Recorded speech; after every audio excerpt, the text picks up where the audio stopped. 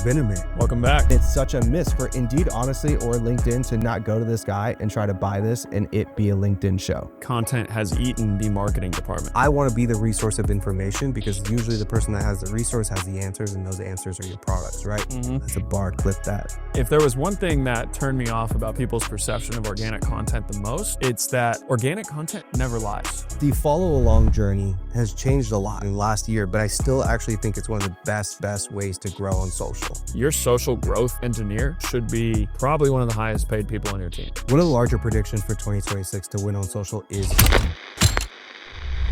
it's been a minute. Welcome back. Welcome back. Yeah, I mean, we both did our own and had our own crazy summer, and very different though. Yeah, much different. I was on a production. You brought your You were kid. producing. Yeah, Look, it's important to unwind a little bit every now and then, but yeah, I mean, it's good to be back in Austin. I think for the audience at least, like, we're trying to turn this podcast up 20 times. Yeah. So finally we can actually do that, lock in.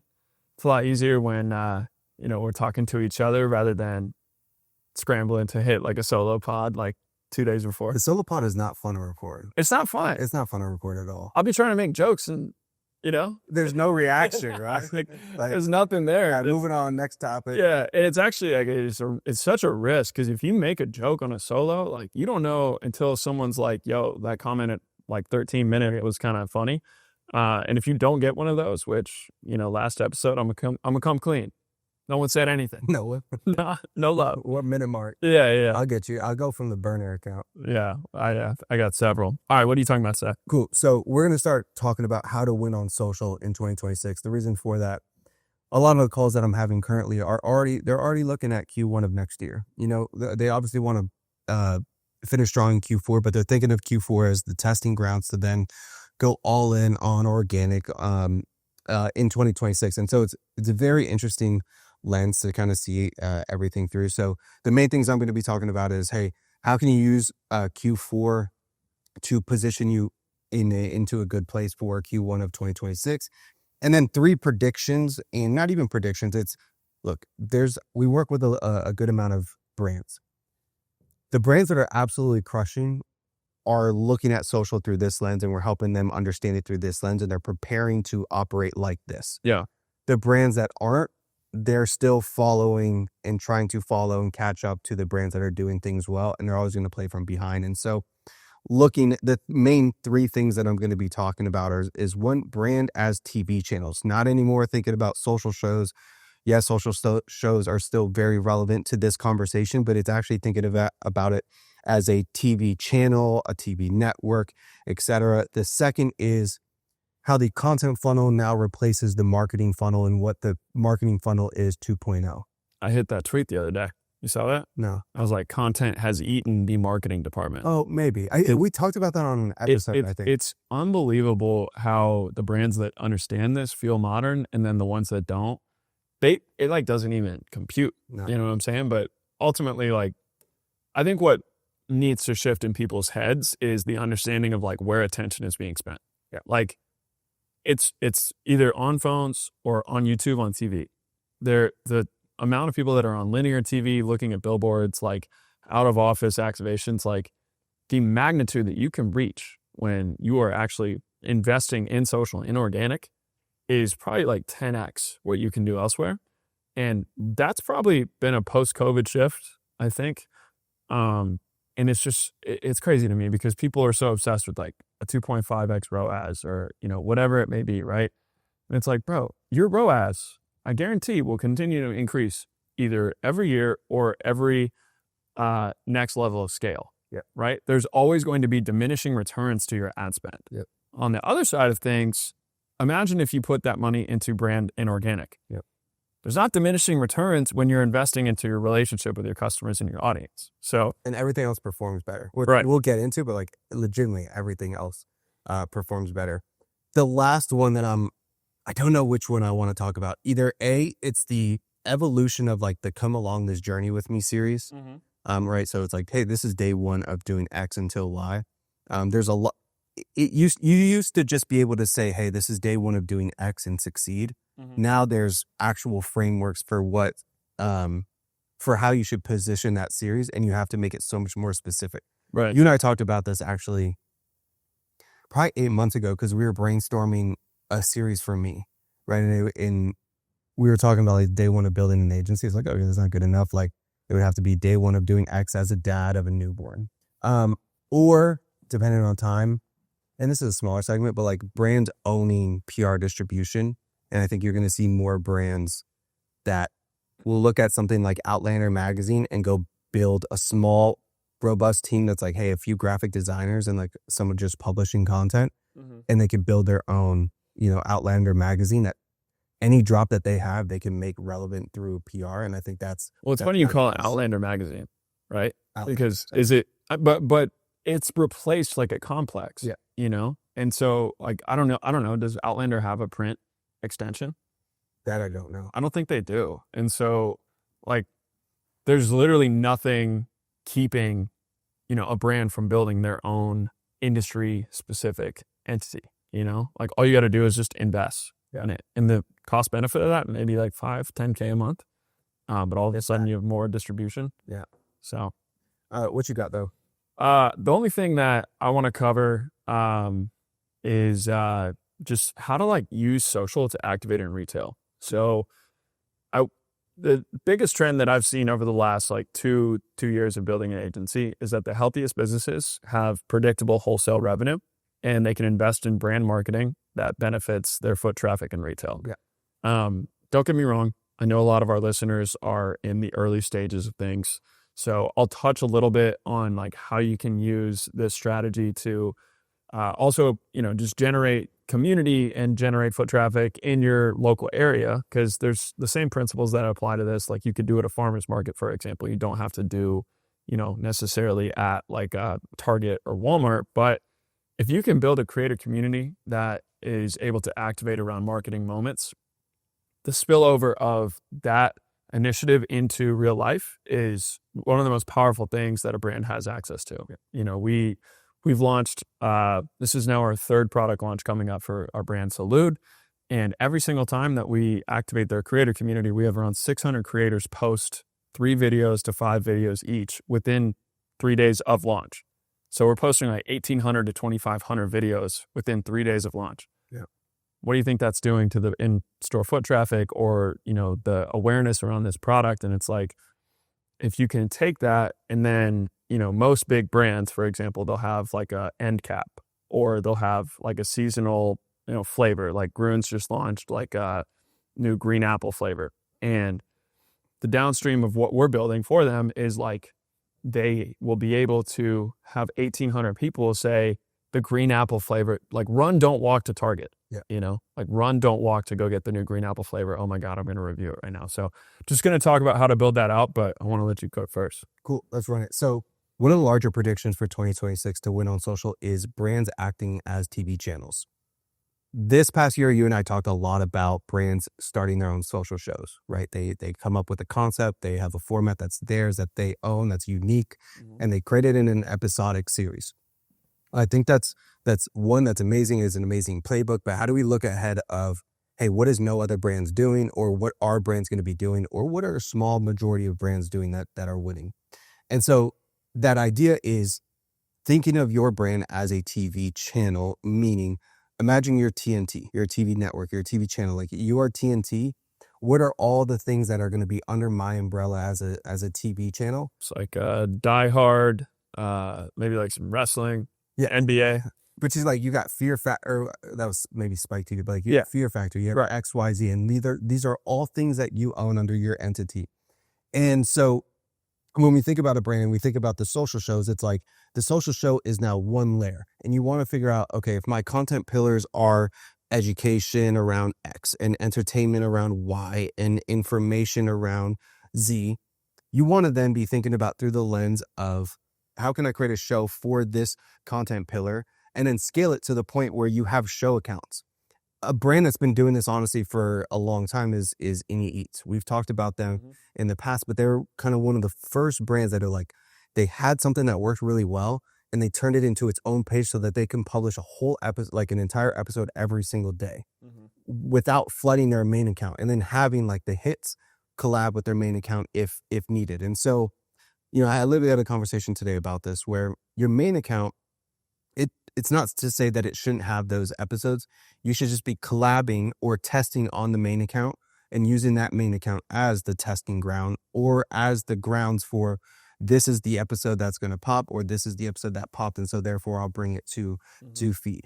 And so again, the way I'm thinking about it is like you have main account, you have show accounts, and then you test on the main, or you could also test on trial reels. This depends on how good your team is and how fast your team can execute, where you can test a lot of series and a lot of show ideas on as trial reels and then be able to publish quickly. Not most teams aren't built to be that robust. Yeah. Like that's the reality of it. So that's something that if you have the potential to do that and you have a team that can edit that fast and edit at that scale, do it. Now, I want to go through some examples of brands that I think are doing this and can do this. So we already talked about Emmy Eats and Ramen on the Street. That's a great example. If you want to say, hey, who should I pay attention to and who's doing this very well? It is them. Now, the thing that's super interesting about that as well is like, let's say you have 5 shows and 5 different accounts, and they're all producing, say, 3 million views a month, right? Because you're publishing an episode every single day on those accounts. Obviously, that's gonna cost a decent amount, but the idea there is even to start thinking in sets. Think about, okay, if I just had this table and I just had this one setting here, what can I create here forever? That's how you need to be thinking about these so that you can bring the production cost down. So imagine though, as a performance marketer, right? As someone who's running Meta, imagine I have 5 different accounts producing 15 million views across those 5 accounts every single month. Yeah. Doing all that top of funnel work that you need on Meta's side done for you organically. Going back to what you were saying on the return on ad spend. Yeah, of course. Do we even need to go down this conversation? Like, and you're peeling off, at that point, you're peeling off $40K a month maybe to run 5 accounts, right? Probably, yeah. Call it something like that. 40, 50. And okay, so if you're a brand spending $500,000 and you're like, okay, well, how can I, make that $500,000 more efficient? Sometimes the answer is spending at a more efficient level, going down to 450. And, so many of these folks are in crowded categories. Like I always go back to, like creatine, electrolytes, whatever, or coffee. I was just thinking while you were talking about this, like, imagine you're a coffee brand. Like I actually, there was a guy, I met him in the sauna at Collective. So obviously he pitched me a startup. He was saying that he is launching some sort of like matcha with collagen, right? And he has a clear target avatar. He wants to do young moms who want to grow a booty. And so he's calling the brand MILF, right? I think it's moms in legendary form. Yeah. Anyways, as crazy as that is.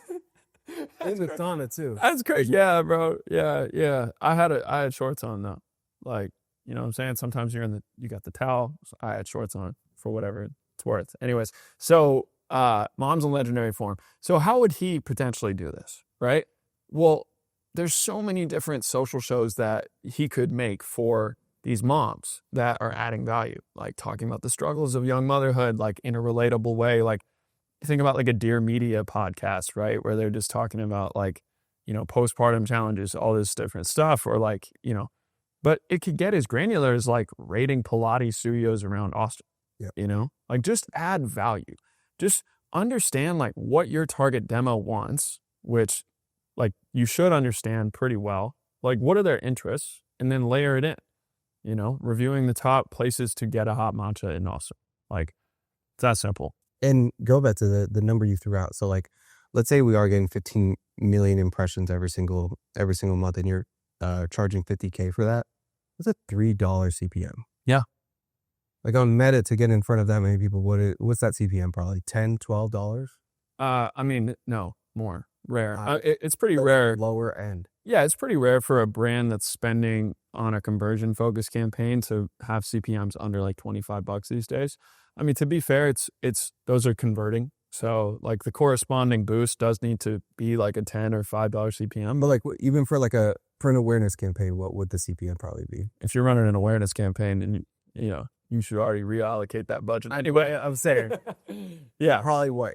probably like five to 10. Yeah. So I mean, but again, it's like, would you rather run an awareness campaign and bot your views, or would you rather find messaging that actually resonates with people? I truly, that if there was one thing that turned me off about people's perception of organic content the most, it's that organic content never lies, right?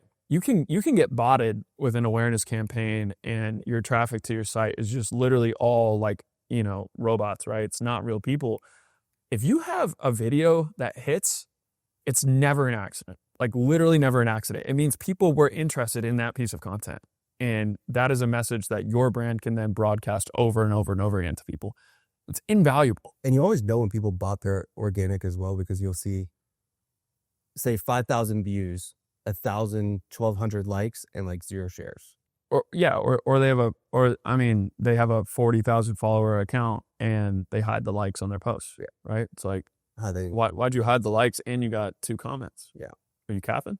Just end it to your burners. Yeah. So, it's like, it's an investment and it's a long-term decision, but at the same time, like, delayed gratification is kind of the thing that's in the way of everything good in life. So what I want to do is I want to give some ideas for brands that kind of put this into perspective. And I'm going to use, some are boring brands, some are not. But another good example is Drive By Kindness by La La Land Cafe. Right? Yeah, of course. That's an one that we've talked about before. So I'm not going to dive deep into that one. If you haven't seen it, go see it. But then I did some imaginary ones. So have you ever watched Career Ladder? No. Oh, you should check this out. Okay. Career Ladder is probably one of the most interesting social shows that I've ever watched. It's not done or used or owned by a brand, right? It's this random guy, and he will be in the middle of a street, and he just puts a ladder, and people that his goal is to try to guess what somebody's job is. Oh, I have in this. It's so good. It's so good because you know what you're going to expect. There's a similar, or not, whatever. But imagine if this was owned by Indeed or LinkedIn, right? Exactly. Owned by LinkedIn, owned by Indeed. People that are in the job market that associate, and this gets 20 million views, probably 100 million views plus a month. Indeed, owning that distribution and owning that net and ecosystem of people is so valuable. Yeah, ridiculously valuable. And it's such a miss for Indeed, honestly, or LinkedIn to not go to this guy and try to buy this and it be a LinkedIn show. Like, it should 100% be a LinkedIn show. Another one, like, imagine Hexclad had a recipes with, just a separate page that was just purely recipes with Gordon. Yeah. Right. That was 20-minute recipes, but shown in 20 seconds or 30 seconds. It's such an easy concept to do. And you could do it on autopilot. You have one set. That's the other thing I meant to say is, like, you have to think in sets of, hey, I have this 10-foot square radius, like this 10-foot radius that I need to build a show in.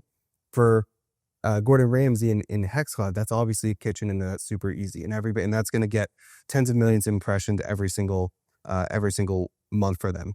With Indeed, same thing. I have this ladder. I just need to be in a street, and that is my set. Bass Pro Shop. What if they did $1 lure versus $25 lure, $20 reel versus $200 reel? Shout out to Patty Galloway real quick, because he's doing this with the Philadelphia Eagles right now. Did you see that? No. It's so sick. So he just took on the Eagles as a client, and they're doing YouTube shows where, how the Eagles kind of have a very charismatic offensive line. It used to be Jason Kelsey, and now it's like this New Zealand dude, I think Jordan Mailata or something. So it's like NFL, it's like modern NFL players reviewing 1920s football equipment is the one that he just dropped. And on YouTube? Yeah. And is it popping? Yeah. I mean, I think it's like 500,000 views. Sick. So, what are we talking about here, right? I think what we're talking about is the beginning of a completely seismic shift of investment dollars from traditional advertising towards content and social media. And if you are watching this podcast, like, this is at the level, it's not at the same level as the AI thing, don't get me wrong, but I do think people underestimate that there's around $100 to $150 billion being spent on traditional means, and I'm not even capping about that number. That's like TV advertising plus billboards plus a lot of different shit that will be flooding into the ability to earn eyeballs rather than pay to get in front of people on TV. And so, you know, if you're building an agency, right, it's like, imagine if you become someone who could turn the ladder idea into life for someone like LinkedIn, right? Or something like this for the Eagles, where it's like, you know, that's a great idea. I think honestly, like Patty's really good at what he does, but you know, this is something that a listener certainly could have kind of thought about, right? 100%. To your point about, you know, is the video working? I mean, it's definitely an outlier, you know, it's most of their videos are getting around like 200,000, like 195, 47, right? And those are kind of like the traditional, right? It's like Jalen Hurts' most insane throws, all access, players mic'd up. And then they have this, you know, Eagles react to 100-year-old NFL equipment, 500,000. Plus, Evergreen. It's not training camp all access mic'd up. It's not going to go away. It's not irrelevant in 2 weeks, which is probably 95% of like enterprise social content is like current event based. This is an evergreen piece of content that's going to print views for the next 2 years. My thing with this too is look at, you and I have been talking about this so much about we need to improve our packaging. We need to improve our packaging. This thumbnail stands out so much more So good. than every other thumbnail. Like I want to click it, and when I get home, I will watch this video. But I also want to like you guys to see, it's just shot on like a counter in front of a green screen. That's all it is. Like it's Contrast, right? I mean, it's contradiction, contrast, you know, cleared. Like everything is just very like clear when you read it. Yeah. I think that's another thing that is just, it's simple, but the Brian Dawkins reacts to his hardest hits. I got to ask Patty if that's him. I know. I'm curious if that is him because it's the same exact like headline. You know what I'm saying? Brian Dawkins reacts to hardest hits. Well, Eagles react to 100-year-old NFL equipment. yeah. That one's one that a social team like theoretically would do. And I think sports social teams are actually really good at like creating content. That is one area where this is not necessarily as deficient. But Patty's also an outlier. He's the best of the best in this, you know, in this. Totally. Okay, cool. So the next one that you and I are both very passionate about is the idea of the content funnel replacing marketing funnel 1.0. Marketing funnel 1.0 was awareness, consideration, conversion, and like a very linear path to getting an action done. And now when I think about the content funnel, and I want to give an analogy here, but when I think about the content funnel, I think there's the marketing funnel 2.0, and I think the content funnel informs everything going on in the marketing funnel 2.0. Marketing funnel 2.0 through my eyes is removing all silos and everything being built off of organic or being built off of like what you're doing as an organization through organic content. So that whether that's working with, like you said, 600 creators when something launches and then building everything off of that, that is more so what I need. We've talked about the content funnel in the past, but I've sat down and I've tried to like put this into a framework for people to truly understand the nuanced differences between top of funnel content, middle of funnel content, and bottom of funnel content. And so hopefully this analogy helps. Think about the content funnel through the lens of fishing. There's different levels to fishing. There's commercial fishing. When you go commercial fishing or you do commercial fishing, you're catching thousands, tens of thousands of fish. You're putting this ginormous net, putting as much bait as possible, or chumming the water and catching all that fish, and you're just getting them all on the boat and you're selling them, right? Like you kind of look like you'd go fishing right now. Right now, right? This, yeah, depending on the pants. It's the trousers. Because you're like a guy who's got olive oil skin vibes. You know what I'm saying? Yeah. But you're still covering up, you know, because you got respect for the sun, right? Like that's a fisherman's vibe. Like SPF lotion and all. Yeah. Because of this thing right here, bro. I have a feeling this is not good. I got to go get this checked. It's growing. I've had it my entire life and it's growing. We'll keep tabs on that. We'll update you on the December episode swag. Yo, somebody commented on one of my post and said, bro, you got a fly on your face. Damn. That's crazy. That's actually insane, dude. I lost I was laughing. Type of shit only an Instagram hater can. Yeah, bro. I'm like, look, you know, The point of saying that, but that was just wildly disrespectful. it was so funny. So think of top of funnel content though as commercial fishing. It's your ability to cast the widest and largest net possible to reach and get as many people into that net and into your ecosystem as possible, right? Middle of the funnel, it's a cast net. It's a 7-foot net. Maybe it's a 10-foot net, depending the category that you're in. And the net is a lot smaller. Yeah. You go from catching tens of thousands of fish to 50 million fish. So if I'm a brand that sells running gels, my top of funnel content could be very general for everyone that runs, but not everyone that runs is going to need gels. And so you have to be able to look at that large group of fish and be able to say, well, a very small portion of that are going to be the people that are going to be running marathons and are also going to need gels because they take it that serious, right? And then your bottom of the funnel is a rod and reel. It's almost more of a one-on-one conversation. It's more of a one-on-one basis. Yes, you're doing it at scale, but it's probably the person that needs to know exactly how to, if we're going with running, it's a person that wants to know exactly what they should be eating 7 days out, 24 hours out, exactly how much they sweat, and they do a sweat test. And like that is bottom of the funnel. If we're talking about like a performance athlete. And so you have to understand that there is going to be content that is commercial fishing. Yeah. It is as wide as possible. It's as many people as possible. It's as many fish as possible. I'm trying to get as many fish as possible. Then you're going to work down that funnel. And working down that funnel is you with a cast net. Your cast net might be 6 feet. It might be 10 feet, right? Depending on the category. And then as you go deeper, it is, and you're the one really landing the action here, it is rod and reel. Now, how this transforms and kind of informs the marketing funnel 2.0 is the idea of your organic content. If we look at a tree, is the roots. It is what everything grows off of, and without it, the tree is dead.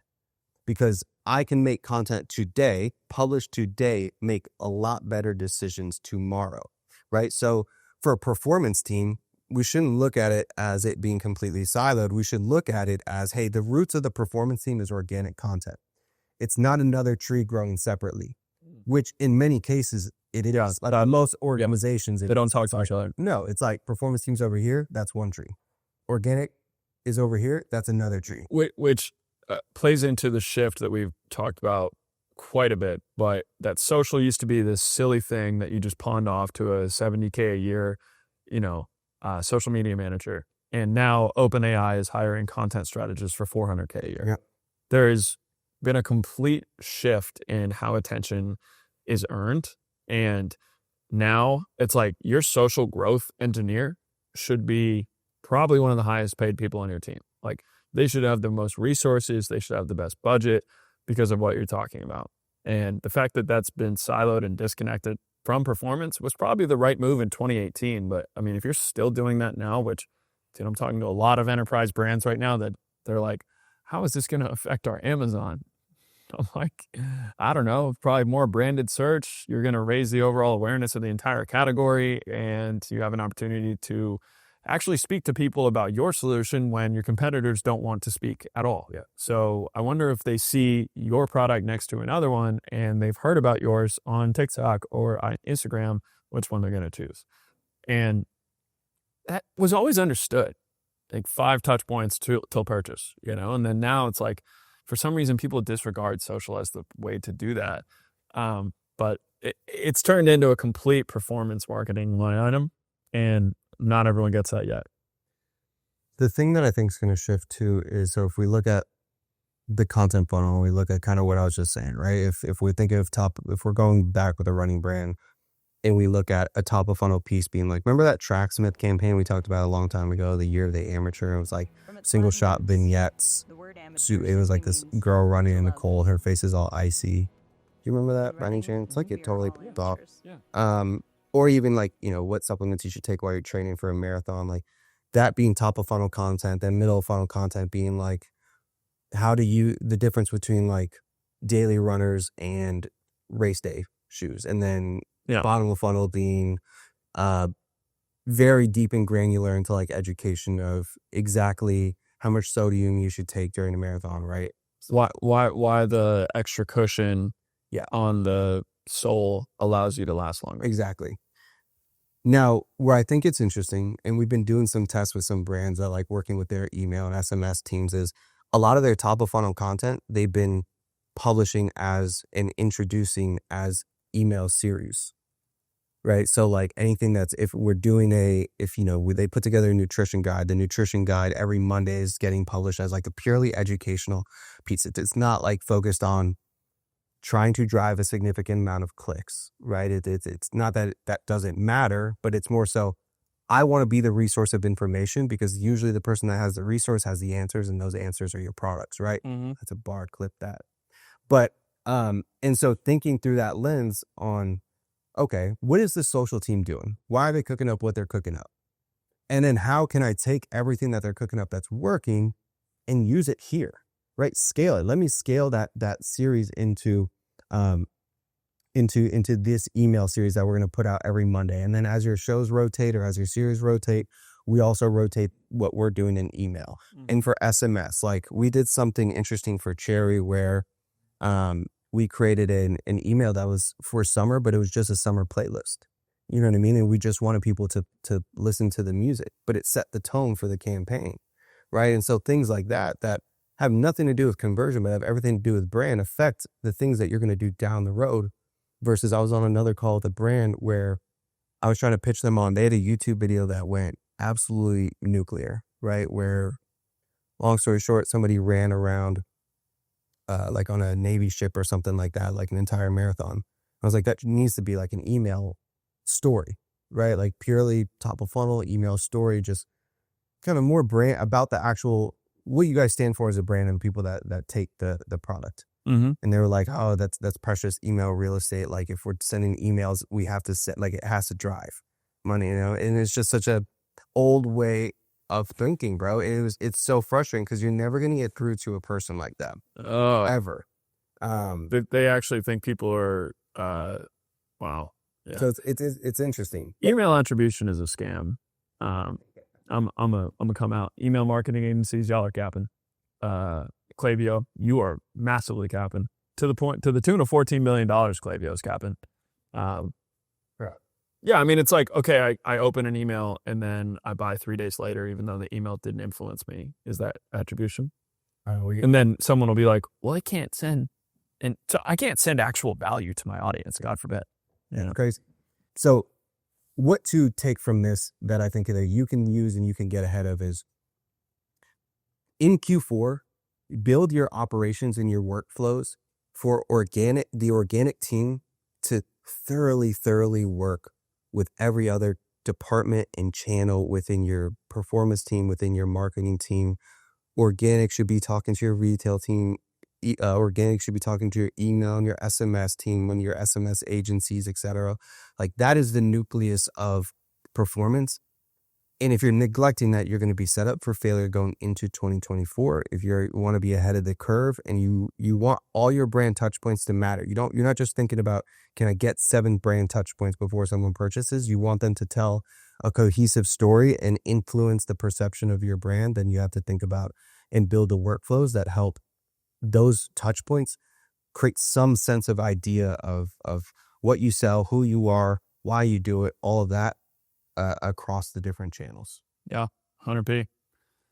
I'll be quick with this last one. So the follow along journey, like kind of series, has changed a lot, right? Like in the last year, but I still actually think it's one of the best ways to grow on social, to have some kind of journey, to have something that people want to follow along and they feel like they're a part of.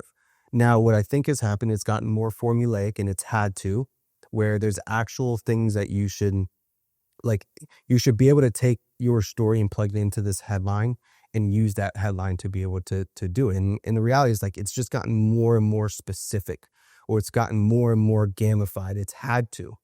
And so I've kind of have this series or this segment called the come along this journey with me series evolution. So in this, it's like if you're trying to grow as fast as possible on social and build a loyal audience during the same time, you need to be thinking about come along this journey with me content.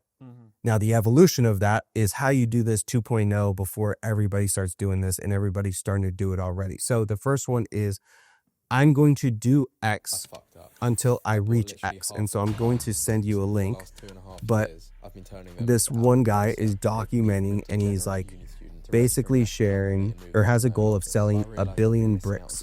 He like creates record players out of like Lego bricks, right? And so his whole series is getting people to follow along as he tries to hit and sell 1 million bricks. He's on episode 16 already, and he's grown to 18,000 followers off of 18 episodes. And the reality is he's had like a few episodes that have absolutely gone nuclear. Episode 5 has 71,000 likes, right? So probably, 1 to 2 million views on that. That's Formula 1. Formula 2 is watch me do X in X time, or watch me do X in Y time frame. So this guy, actually, you probably actually like this series. This is day 1 of me going from unemployed to full-time golfer in 90 days. Yeah. And it's a 6 series. It's a great follow-along series where like he has a goal, and he's setting a essentially an expiration date for that goal. I have 90 days to essentially go from this unemployed guy to this full-time golfer, and every single day I'm going to document that journey. Chances are too, like you're going to publish 90 episodes. 5 to 10 are going to go nuclear. Those 5 to 10 that are going to go nuclear are going to cause every other piece to rise with it. They're not going to go crazy, but they're going to rise with it. And so that's another one. If you're trying to do a specific thing in a specific time frame or else, that's a really, really good hook and a really good formula. The next one is, I don't know if you've seen this one. This one is so funny. Deer Island Golf. It is, I'm throwing a beer at my boss's face until he guesses which beer it is. Dude, oh my gosh, it's 30, but it says 785,000 likes on it. So, I mean, who knows how many views, probably 10 to 20. Yeah, in that ballpark, like I just sent it to you, bro. And it is the easiest thing. It has the same characters, it has the same set. Like it's always taking place at their golf course or in front of the country club. And the lady or the girl just like says the hook, gets the beer, bro, chucks it, smacks him in the face. He like kind of reacts, licks his lips, and he guesses the beer, and it's like, nope. Not until next episode. Like we'll try again. Yeah, and they're just doing this and you have like big names too commenting on this. Like John Geiger, for example, is like somebody that's now following this and commenting on everything. Like it's absolutely Joey Chestnut's in here. Like it's so funny to see. Joey Chestnut. Yeah, right. I wonder what he's been up to. Yeah. Throwing down them glizzies. Yeah, bro. Glizzy Goblin. Yeah.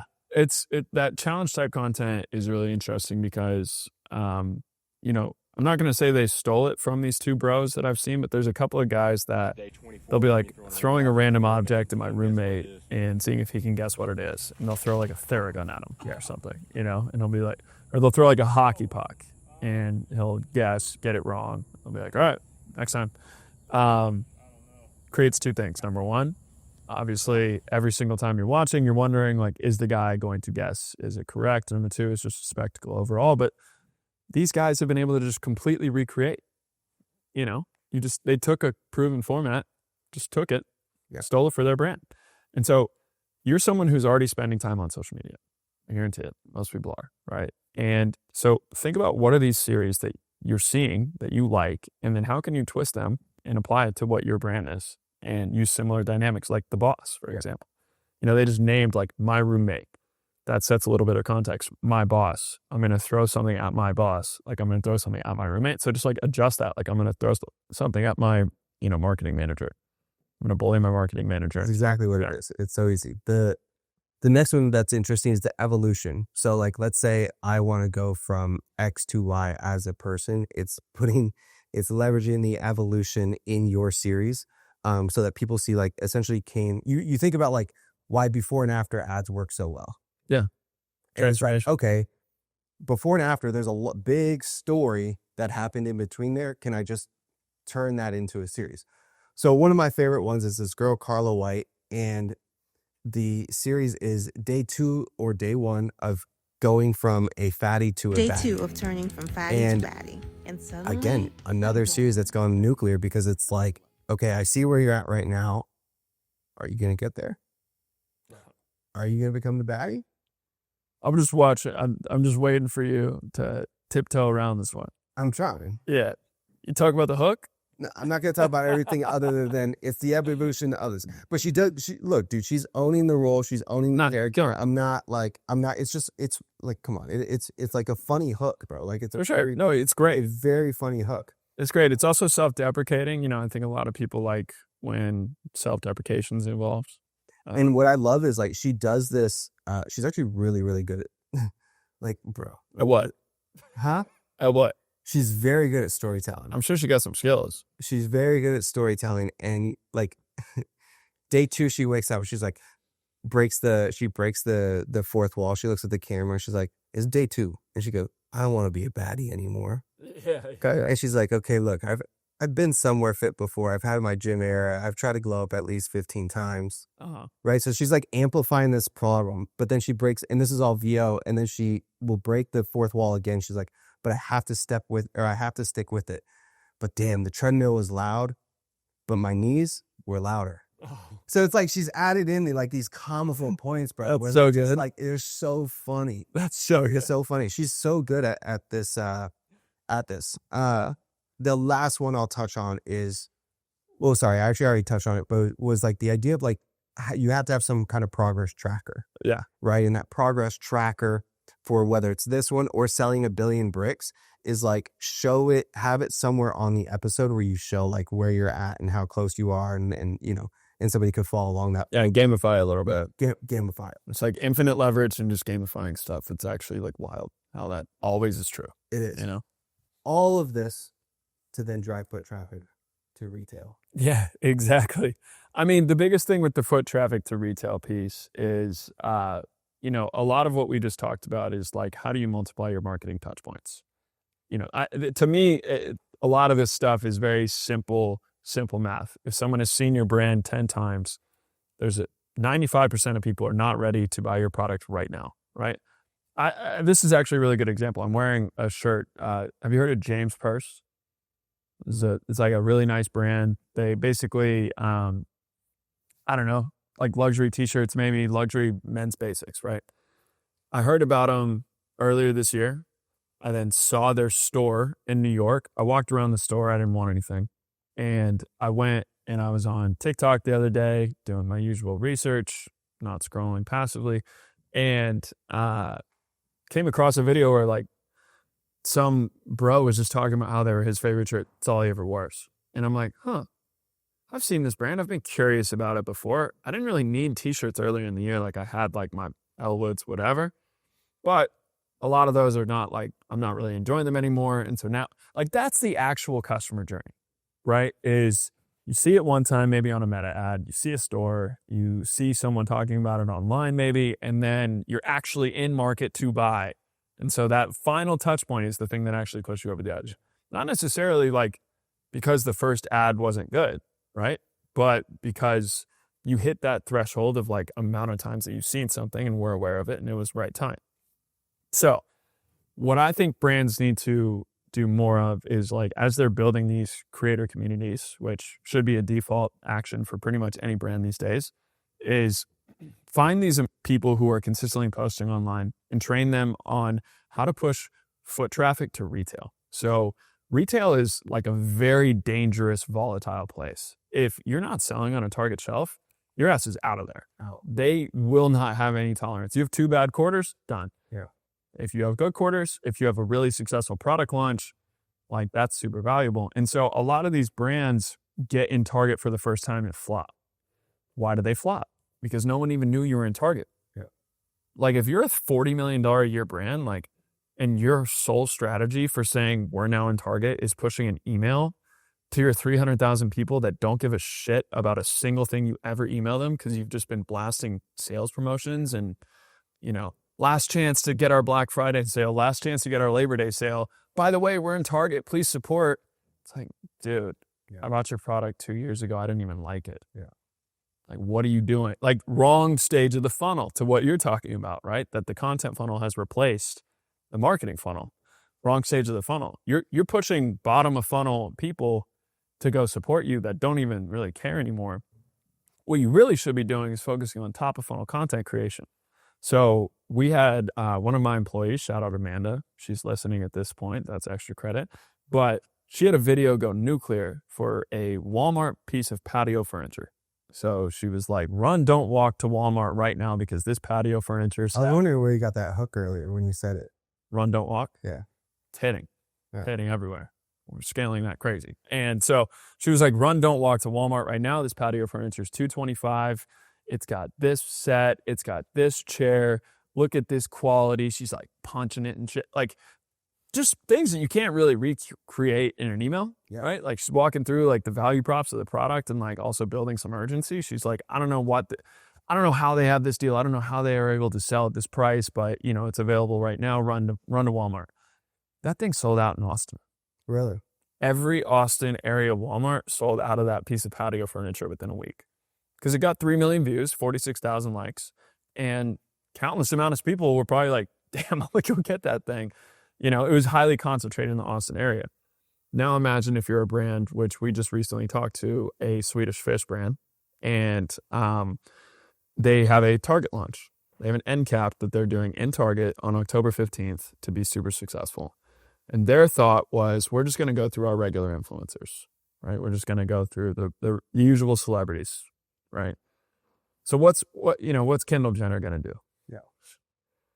OMG, guys, like my favorite brand's at Target, go get it, right? Or you could have 600 people say, trying, like, you know, my reaction when the can't say the name, but my reaction when the new Swedish fish is sold out at Target and it's like a meme about her being sad, or, you know, just several different formats, right? Like, all of a sudden people know, like, I can get this product at Target. I need to go get it because it won't be there for long.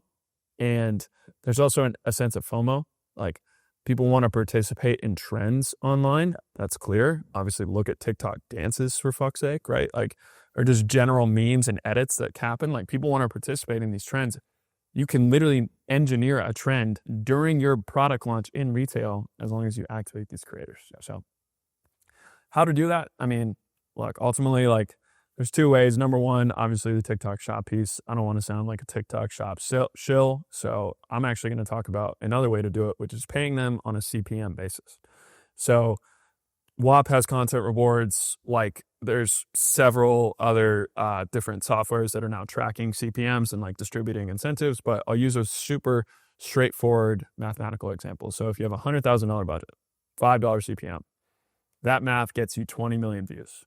So, I mean, 20 million views for 100K, great. Pretty great. If you direct 20 million views towards your Target end cap, or your Walmart end cap, that's pretty great. So the way that we're structuring this is we're saying, all right, you know, go recruit the creators, create the flyer, right? And it's like, hey, you know, get paid for your submission. So paying $100 per submission. It's a tiny amount of the budget, right? Like, basically it's like, submit 2 videos. Here's the criteria to follow, which is mention the specific retailer, create some sort of urgency, create a review about the product. We'll have a call with the group of creators that we've recruited. We'll recruit them through either cold email or, like, you know, Sorrel or Incense, whatever it may be. Which guy's coming on the pod? Sorrel. Yeah, we'll recruit them through Sorrel. And is he here? I don't think he's here. But we'll recruit them through, you know, a software like that, and ultimately set the bounty, right? Say, hey, all right, here's 100K. If you're a creator and you get 500,000 views out of that 20 million, go make 5 bands. Yep. You know, like, I don't think this has really happened before, but what I'm seeing when we talk to these larger folks is that, dude, they're spending money on the internal platforms. So Costco, Walmart, Target all make people spend on their website. So, like, their equivalent of Amazon. Like, if you are call it trying to think of like a brand that, I don't work with. Say you're like C4, right? Like you have to spend money on when people search for C4. You work with C4. I do, but they won't get mad at me. You have to spend money on when people search for C4, or else Ghost will come up. Yeah. Right. And so same thing you have to do on Amazon. And what a lot of brands are now seeing is like that spend is actually not incremental. Like they're doing holdout tests and they're like, oh my gosh, like our numbers aren't really moving. Like branded search is actually just more of a tax rather than anything. And what people seem to kind of understand from my conversation with them is that not only does the brand dislike that, but actually the retailer dislikes it as well, because it's a good profit center for them to get that ad spend. But what they really need is just more sales velocity. Yeah. So they're actually getting comfortable with recommending the strategy of creator activation in retail. But you kind of, first phase, like you recruit them, set the incentives, create the brief, and all oriented around like a specific time frame. So it's like, okay, if you want to do this on October 15th, like you probably want to start September 15th. Spend 2 weeks recruiting the creators, have a call with them a week before, and then have everyone go make their piece of content on launch day promoting it. And this shit works. We did one months ago with, I'm not going to name the brand, but they have a huge ambassador program because they're owned by like a very large parent company. So they have like just a huge slew of creators. And we were able to do like a content challenge for them for like during the summer. It was like a summer campaign. And it was supposed to work in tandem with our organic content. And we did a content challenge, bro. It absolutely went nuclear, and they became the #1 selling like hard seltzer in the Northeast. Yeah. Passing Red's Apple Ale for a brand that it doesn't do that normally. Like a year and a half.